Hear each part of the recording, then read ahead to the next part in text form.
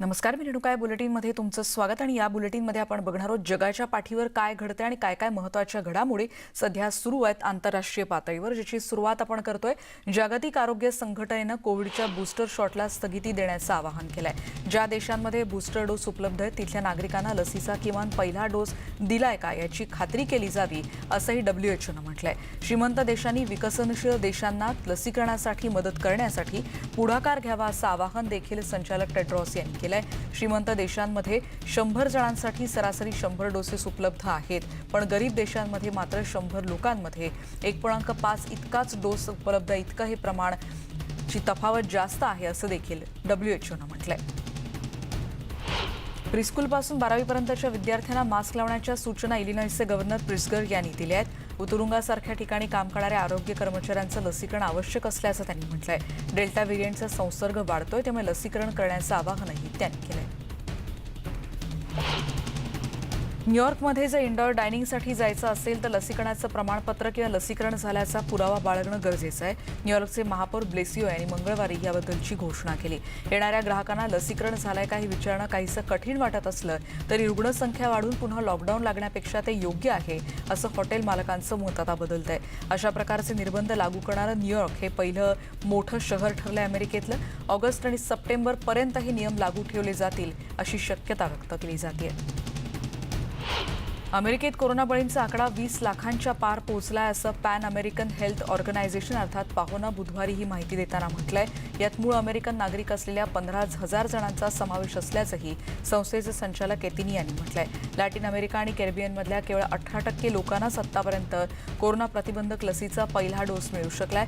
अतिरिक्त डोस असलेल्या देशांनी बूस्टर डोस देण्याला सुरुवात करण्याआधी जागतिक लसीकरण मोहिमेला पाठिंबा द्यावा आणि त्यांचे लससाठे त्यासाठी शेअर करावेत असं आवाहन पाहोचे सहाय्यक संचालक जरबास बार्बोसा यांनी केलंय.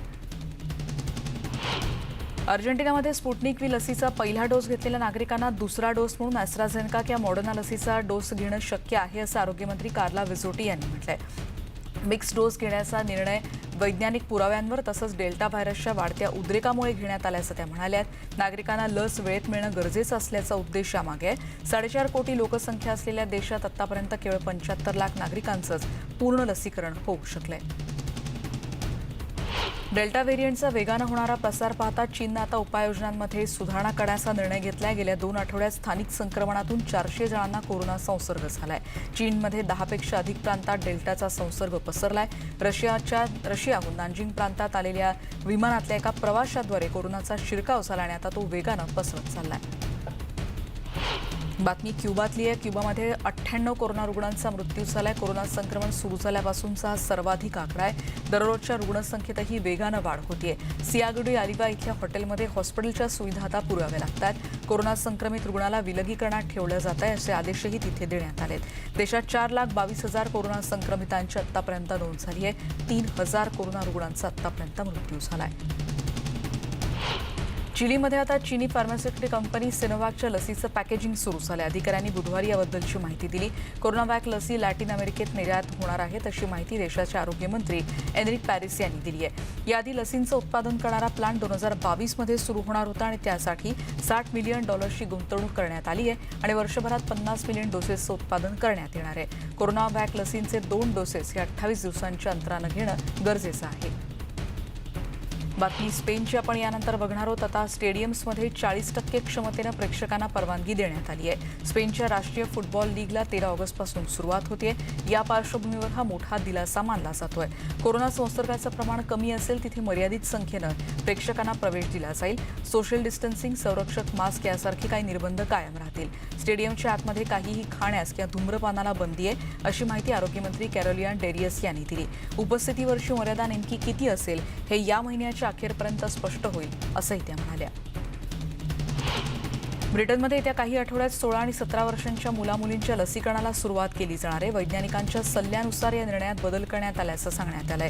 लसीकरण संयुक्त समितीच्या सल्ल्यातील बदल युरोपच्या 4ही राष्ट्रांनी आता स्वीकारलेत आणि फायझर लसीचा पहिला डोस देण्यासाठी 16 ते 17 वर्षांच्या मुलांसाठी लसीकरण करणं गरजेचं असल्याचं समितीनं म्हटलंय. त्यांना फायझर लसीचा डोस दिला जाणार आहे. बातमी अमेरिकेतल्या शिकागोमधल्या एका शाळेमध्ये मास्क वापराचा मुद्दा चांगलाच तापला होता. मास्क वापराबद्दल कोणत्याही निर्णयाविना बोर्ड मीटिंग यावेळी संपली. लसीकरण झालं असलं किंवा नसलं तरीही सगळे विद्यार्थी आणि कर्मचाऱ्यांसाठी मास्कची आवश्यकता आहे आणि त्याबद्दल ही आवश्यकता मंजूर करण्यासाठी शाळेत मतदान करावं असं इथल्या शिक्षणाधिकाऱ्यांनी म्हटलंय. कोरोनाचा प्रसार वाढतोय त्यामुळे सीडीसीच्या सूचनांनुसारच मास्कबद्दलची पॉलिसी ठरवली जातीये असं अधिकाऱ्यांचं म्हणणं आहे. ब्राझीलमध्ये पारंपरिक सांबा म्युझिक आणि डान्सचा नाद आता पुन्हा घुमायला लागला. अनेक महिन्यांच्या निर्बंधानंतर रियो दी जानेरियोच्या डान्स हॉलमध्ये याचा सराव झाला. फेब्रुवारीमध्ये होणारा वार्षिक कार्निवल कोरोनामुळे रद्द करण्यात आलं होतं. पुढच्या वर्षी तरी हा महोत्सव होईल अशी आशा अनेकांना आहे. पाद्रे मायगेल सांबा स्कूलचे डान्सर्स आणि बँड कलाकारांनी यावेळी सराव केला. शहर प्रशासनानं अशा प्रकारच्या सोहळ्यांवर बंदी घातली होती, पण संसर्गाचं प्रमाण कमी झाल्यानंतर आता सांबा स्कूल्स पुन्हा एकदा गजबजायला लागल्यात. बुरुंडी देशामध्ये आता कोविड-19च्या लसींसाठीची तयारी सुरू झाली आहे. जगभरात सर्वात उशिरा लसी पोहोचलेल्या देशांपैकी हा एक देश मानला जातो. जागतिक बँकेच्या सहकार्यानं लसी उपलब्ध झाल्यात अशी माहिती देशाच्या आरोग्यमंत्र्यांनी दिली. सरकारनं लसीकरणाबाबतची रंगीत तालीमही केली आहे. सध्या नेमके किती डोस आणि कधी पोहोचतील याबद्दल नेमकी माहिती उपलब्ध नाही. लसींच्या डोसचा साठा सरकार करून ठेवणार आहे, पण त्यामुळे कोणतेही साईड इफेक्ट झाले तर त्याला सरकार जबाबदार राहणार नाही असं सरकारच्या वतीनं स्पष्ट करण्यात आलंय. लवकरात लवकर लसीकरण सुरू व्हावं अशी बुरुंडीच्या नागरिकांची इच्छा आहे. फ्रान्समधील सर्व रेस्टॉरंट आणि स्थानिक वाहतुकीसाठी स्पेशल कोविड पासबद्दल फ्रेंच कॉन्स्टिट्यूशनल काउन्सिलनं विशेष नियम संमत केलाय. या अंतर्गत सर्व आरोग्य कर्मचाऱ्यांना लस घेणं बंधनकारक करण्यात आलंय. या दोन्ही निर्णयांमुळे फ्रान्समध्ये राजकीय तणाव वाढलाय आणि निदर्शनं सुरू झाली आहेत. कोरोनाच्या चौथ्या लाटेशी लढण्याची ही तयारी सुरू आहे. धोकादायक लोकांच्या त्यांचं संरक्षण व्हावं यासाठी हे पास आवश्यक असल्याचं अध्यक्ष इमॅन्युएल मॅक्रॉन आणि त्यांच्या सरकारचं म्हणणं आहे. पुन्हा लॉकडाऊन करायला लागू नये यासाठी खबरदारी घेतली जाते असंही त्यांनी म्हटलंय. इतरही बातम्या बघणार आहोत. कॅलिफोर्नियातला सर्वात मोठा वणवा आणखी आता पसरत चाललाय आणि त्यामुळे चिंता वाढती. अग्निशमन दलाचे हजारो जवान वणवा विझवण्यासाठी अहोरात्र झटतायत. हवामानात पुन्हा एकदा बदल झालेत. उष्ण आणि शुष्क वातावरण त्याचबरोबर जोरदार वाऱ्यामुळे या सगळ्या ज्वाळा आणखीन भडकत चालल्यात आणि त्यामुळे परिसरात रेड फ्लॅग वॉर्निंग देण्यात आली आहे. घरं वाचवण्यात जवानांना यश आलेलं असलं तरी आग भडकण्याच्या आणखीन शक्यता वर्तवली जाते आणि त्यामुळे आणखी 15,000 जणांना घरं रिकामी करण्याच्या सूचना देण्यात आल्या आहेत. वणव्याची झळ बसलेल्या आणि दुष्काळाचा सामना करत असलेल्या राज्यांना बायडन सरकार आणखी मदतीचा हात पुढे करणार आहे. सर्व संसाधनांचा वापर करून वणव्यावर नियंत्रणासाठी आम्ही सज्ज आहोत असं अमेरिकेचे कृषी मंत्री टॉम विल्साक यांनी म्हटलंय. नॉर्थ कॅरोलिनामधल्या परिस्थितीची पाहणी केल्यानंतर ते संवाद साधत होते. नियंत्रणासाठी आणखी जवानांची कुमक मागवली जाणार आहे आणि त्यांना आणि त्यांच्याबरोबरच वनव्यवस्थापनासाठी तैनात असलेल्या सगळ्यांना चांगल्या वेतनाची शिफारस या मदतीद्वारे केली जाणार आहे.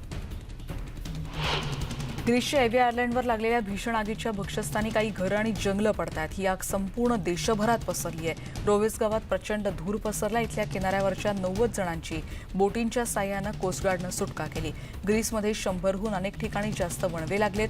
या भीषण आगींचा सामना करण्यासाठी युरोपियन युनियननं मदत पाठवली आहे. गेल्या 24 तासात 118 जंगली वणवे तिथे लागलेत अशी माहिती शहर संरक्षण प्रमुख निकोस हाडियाल्स यांनी दिली आहे. ग्रीसमधल्या अथेन्समध्ये लागलेली भीषण आग विझवण्यासाठी अग्निशमन दलाचे कर्मचारी अथक प्रयत्न करत आहेत. अथेन्समधल्या वारीबॉबी उपनगरात या वणव्यामुळे जवळपास 100 घरं आणि दुकानं भस्मसात झाली आहेत. बुधवारी थोडी थंड हवा इथे होती आणि त्याचा फायदा घेत हेलिकॉप्टर्स खालपर्यंत जाऊन आग विझू शकत होते. जवळपास 500 कर्मचारी ही आग विझवण्यासाठी अहोरात्र प्रयत्न करत आहेत. अथेन्समधल्या वारीबॉबी आणि तातोईमधल्या घनदाट जंगल परिसर आहे. माउंट पाथिनाच्या पायथ्याशी हुंबरग्र वसलेली आहेत. सायबेरियाच्या साखा याकुटिया प्रांतातल्या वणव्याच्या धुऱ्यामुळे आकाश अक्षरशः लाल झालंय. आगीच्या धुरामुळे सायबेरियाच्या अनेक शहरांमध्ये आणि विमानतळांचं कामकाज तात्पुरतं थांबवावं लागलंय. अग्निशमन दलाच्या जवानांनाही याचा फटका बसतोय. अनेक विमान यामुळे रद्द करावी लागली आहेत. रशियात 211 ठिकाणी वणवा लागलाय. नियंत्रणासाठी लष्कराची मदत घेतली जाते. लष्कराचे 190 जवान आणि 80 वाहनं यासाठी तैनात आहेत. तर तुर्कस्तानच्या प्रदेशात देखील सलग 8 दिवस वणवा भडकला. इथल्या जवळपासच्या परिसरातल्या अनेकांना जागा रिकाम्या करण्यास सांगितलं जातंय. आग विझवण्यात सरकार अपयशी ठरल्याचा आरोप नागरिक करतात. प्रचंड उष्णता, दमट हवामान आणि जोरदार वाऱ्यांमुळे इथला वणवा भडकतोय. आतापर्यंत 8 जणांचा या मध्ये आणि त्याचबरोबर अगणित जनावरांचा यामध्ये मृत्यू झाल्याचं समोर येत आहे. इथली जंगलं नष्ट होत आहेत. इथल्या ग्रामस्थांना घरं रिकामी करण्याच्या सूचना दिल्या जात आहेत. अडकलेल्या पर्यटकांची बोटीच्याद्वारे आणि कारच्या सहाय्यानं सुटका केली जाते. क्रोएशियातल्या अग्निशमन दलांनी मंगळवारी सलग दुसऱ्या दिवशी ट्रॉगिरच्या एडियाट्रिक किनारपट्टी रिसॉर्टजवळ एका मोठ्या जंगलाला लागलेली आग आटोक्यात आणण्यासाठी प्रयत्न केले. सोमवारी लागलेली ही आग अजूनही धुमसते, ज्यामुळे काही घरं आणि स्थानिक वीजपुरवठा धोक्यात आलाय. अग्निशमन दलांनी या भागात विमानांच्या मदतीनं पाण्याचे फवारे मारलेत. काही अंशी आग नियंत्रणात येऊ शकली आहे. गॅस डिलिव्हरी ट्रकच्या सुरक्षेसाठी सैन्य दलाची मदत घेणार असल्याचं मेक्सिकोचे राष्ट्राध्यक्ष ओब्रेडोर यांनी म्हटलंय. सरकारकडून केल्या जाणाऱ्या किंमत नियंत्रणाचा निषेध करण्यासाठी ड्रायव्हर्स आणि क्रू संपावर गेलेत आणि त्यामुळे हा निर्णय घ्यावा लागलाय. मेक्सिकोमध्ये एलपी गॅस वितरणाचं काम करणाऱ्या कर्मचाऱ्यांनी या सरकारी नियंत्रणाचा निषेध केला आणि या कृत्यामुळे गुन्हेगारी तक्रारी दाखल केल्या जातील असा विचार सध्या सुरू आहे, असं ओब्रेडोर यांनी म्हटलंय. बातमी अफगाणिस्तानची शांततेच्या प्रयत्नांचं अमेरिकेच्या परराष्ट्र खात्यानं समर्थन केल्या. तालिबान सातत्यानं हिंसाचारी कारवाई करते, त्यामुळे तिथे आता अधिक न्याय्य आणि कायमस्वरूपी उपायाची गरज आहे, असं परराष्ट्र खात्याच्या अधिकाऱ्यांचं म्हणणं आहे. अफगाणिस्तानात सातत्यानं सुरू असलेला हिंसाचार गेले काही वर्ष अफगाणिस्तानमध्ये जे प्रयत्न सुरू आहेत शांततेसाठी त्याला अडथळा ठरतोय, असा इशारा अमेरिकेतल्या लष्करी अधिकाऱ्यांनी दिलाय. दोहामध्ये सुरू असलेल्या शांततेच्या चर्चेला त्यांनी पाठिंबा दर्शवला.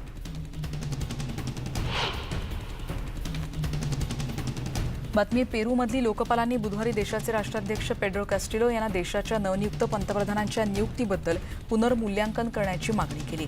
पंतप्रधानांच्या नियुक्तीबद्दल सातत्यानं टीका होतीये. समाजात ध्रुवीकरणाचं प्रमाण वाढतंय, ते टाळलं जावं यासाठी कॅस्टिलो यांनी निर्णयाचं अवलोकन करावं असं आवश्यक आहे, असं लोकपाल वॉल्टर गुटिरेस यांनी म्हटलंय. लिमा येथे एका पत्रकार परिषदेत ते बोलत होते. 28 जुलैला अध्यक्षपदाची सूत्र स्वीकारल्यानंतर कॅस्टिलो यांनी ग्विडो बेलिडो यांची पंतप्रधानपदी नियुक्ती केली होती. अमेरिकेच्या पेनिसिल्व्हेनियामध्ये एका जोडप्याला राष्ट्रीय अभयारण्यात एक सुंदर दृश्य दिसलं. रस्त्याच्या मध्यभागी एक अस्वल एका हरणाच्या समोर आलं आणि या हरणाला जंगलात ओढून नेण्याचा प्रयत्न करायला लागलं. ओबे अमेंट या अग्निशमन कर्मचाऱ्यानं हा व्हिडिओ फेसबुकवर शेअर केला. या हरणावर अस्वलानं झडप घातली आणि त्यानंतर त्याला ओढून न्यायला सुरुवात केली. पेनिसिल्व्हेनियाच्या एलिगनी नॅशनल फॉरेस्टमधली ही घटना आहे. लेबननमधल्या बेरूतमधल्या भीषण स्फोटाला 1 वर्ष पूर्ण होत आहे. अजूनही तिथल्या नागरिकांमध्ये या घटनेबद्दल प्रचंड संताप आहे. या घटनेच्या स्मरणार्थ मौन पाळण्यात आलं आणि अनेक ठिकाणी प्रार्थनांचं आयोजन करण्यात आलं होतं. या घटनेनंतर संपूर्ण देशभरात अभूतपूर्व आर्थिक संकट आणि राजकीय तणावाची परिस्थिती निर्माण झाली. सरकार वर्षभर कार्यरत नाही असा आरोप होतोय. ज्या बंदरात स्फोट झाला त्या ठिकाणी स्मरणसभा आणि प्रार्थनांचं आयोजन करण्यात आलं आणि या स्फोटात बळी गेलेल्यांची नावंही इथे त्यांचा देखील आठवण काढून त्यांच्या स्मृतींना उजाळा देण्यात आला. बेरूतच्या स्फोटाच्या स्मरणार्थ देशभरात निदर्शन आणि प्रार्थनांचं आयोजन करण्यात आलं. हा दिवस राष्ट्रीय दुखवट्याचा दिवस म्हणून मानला जातो. अधिकृत आकडेवारीनुसार या स्फोटात 214 जण ठार झाल्याची माहिती आहे. हजारो जण जखमी आणि काही जण अपंगही झालेत. या बंदराशेजारचं शहर उद्ध्वस्त झालंय. इतिहासातला हा अत्यंत मोठा स्फोट मानला जातो. हा स्फोट इतका शक्तिशाली होता की जवळपास 200 किलोमीटरपर्यंत त्याचा आवाज ऐकू गेला होता. बेरूतमध्ये हजारो जणांनी याच निषेध करत रस्त्यावर उतरून निदर्शनं केली. देशातल्या राजकीय नेत्यांविरोधात निदर्शक जोरदार घोषणाबाजी करत होते. बेरूत बंदरात झालेल्या स्फोटाला जबाबदार असल्याचा आरोप या निदर्शकांनी केला.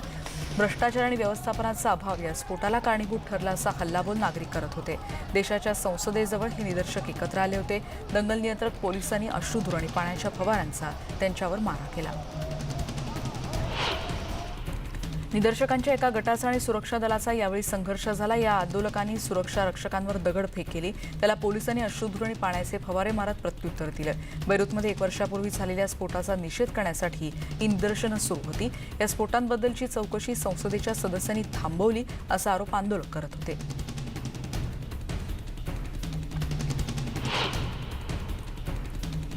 या व्यतिरिक्त इतरही बातम्या आपण बघणार आहोत, पण एका ब्रेकनंतर पहा फक्त न्यूज 18 लोकमत.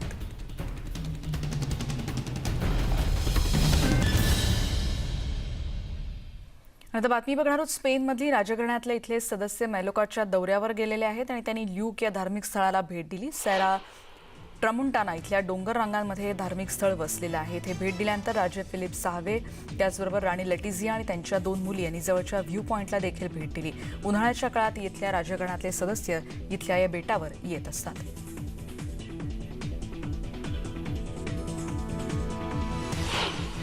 या आठवड्यात वेबसिरीज आणि सिनेमांची मेजवानी प्रेक्षकांना मिळणारे सुसाईड स्क्वॉड या सुपर विलन सिरीजमधला पुढचा सिनेमा येऊ घातलाय. 6 ऑगस्टला हा सिनेमा रिलीज होतोय. आतापर्यंत हार्ले क्विन ही भूमिका मार्गोट रॉबीनं 3 सिनेमात साकारली आहे. जेम्स गुंड यांनी या सिनेमाचं दिग्दर्शन केलं.